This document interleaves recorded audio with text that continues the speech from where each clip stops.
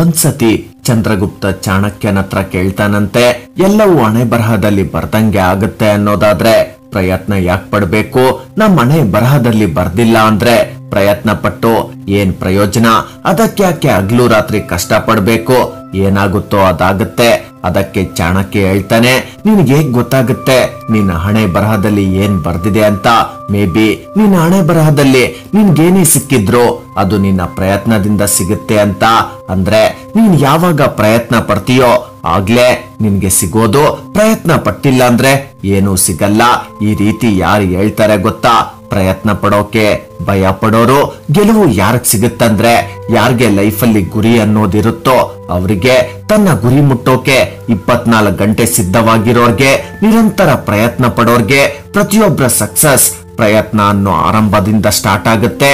ಯಾವುದೇ ಕೆಲಸ ಸ್ಟಾರ್ಟ್ ಮಾಡೋ ಮುಂಚೆ ಆ ಕೆಲಸದಲ್ಲಿ ಬರೋ ಚಾಲೆಂಜಸ್ ನ ಒಂದು ಅಂದಾಜಿರುತ್ತೆ. ಹೆಜ್ಜೆ ಹಿಂದಿಡೋ ಮುಂಚೆ ಅದರ ಪರಿಣಾಮ ಏನು ಅಂತ ಯೋಚಿಸು. ಕಷ್ಟದ ಕೆಲಸ ಮಾಡ್ಬೇಕಾದ್ರೆ ನಿಮ್ಗೆ ಅನ್ನಿಸಬಹುದು ಕಷ್ಟ ನನ್ ಕೈಯಲ್ಲಿ ಆಗಲ್ಲ ಅಂತ. ಆದ್ರೆ ಅಂದ್ಕೊಂಡಿರೋ ಕೆಲ್ಸನ ಮಾಡೋಕೆ ಸ್ಟಾರ್ಟ್ ಮಾಡೋ, ನಿನ್ ಒಳಗೇನೆ ಆ ಒಂದ್ ಸದ್ ಬರುತ್ತೆ, ಎಸ್ ಇದು ಸಾಧ್ಯ ಇದೆ ಅಂತ. ಸಕ್ಸಸ್ ನ ರೂಲ್ ಏನಂದ್ರೆ ವರ್ಷದ 365 ದಿನಗಳ ಪ್ರಯತ್ನ. ಎಕ್ಸಾಮ್ ನಲ್ಲಿ ಒಳ್ಳೆ ಮಾರ್ಕ್ಸ್ ಬರೋದು ಅವ್ರಿಗೆ.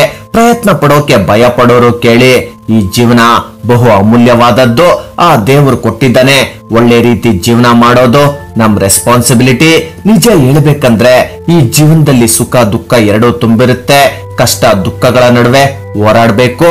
ಕಷ್ಟ ದುಃಖಕ್ಕೆ ಭಯ ಪಟ್ರೆ ಬದುಕನ್ನ ಜೀವಿಸೋಕೆ ಆಗಲ್ಲ. ಈ ಜೀವನದಲ್ಲಿ ಯಾವುದು ಚಿಕ್ಕದಲ್ಲ, ಯಾವ ಗುರಿನೂ ಚಿಕ್ಕದಲ್ಲ. ನಿನ್ನನ್ನ ನೀನು ಎಷ್ಟು ಸ್ಟ್ರಾಂಗ್ ಅನ್ಕೊಳ್ತೀಯೋ, ಪ್ರತಿ ನೆಗೆಟಿವ್ ಸಿಚುವೇಶನ್ ಅಲ್ಲೂ ಎಷ್ಟು ಪಾಸಿಟಿವ್ ಆಗಿ ಯೋಚಿಸ್ತೀಯ ಅನ್ನೋದು ಇಂಪಾರ್ಟೆಂಟ್. ಆಗ್ಲೇ ಈ ಲೈಫ್ ಈಸಿ ಆಗೋದು.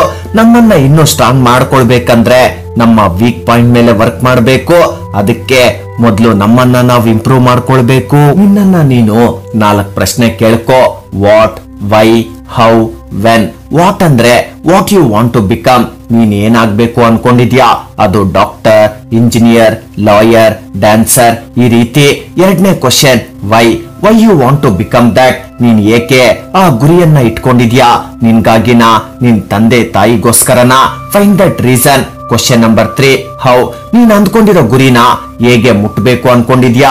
ಆ ಪ್ಲಾನ್ ಏನೋ? ದಿನದ 24 ಗಂಟೆನಲ್ಲಿ ಏನ್ ಮಾಡ್ಬೇಕು? ನಿನ್ ಗುರಿಗೆ ಎಷ್ಟು ಟೈಮ್ ಕೊಡ್ಬೇಕು? ಇನ್ನು question number 4 when. When you have to reach your goal. ನಿನ್ನ ಗುರಿಯನ್ನ ಎಷ್ಟು ದಿನ, ಎಷ್ಟು ವರ್ಷದಲ್ಲಿ ರೀಚ್ ಆಗ್ಬೇಕು ಅನ್ಕೊಂಡಿದ್ಯಾ?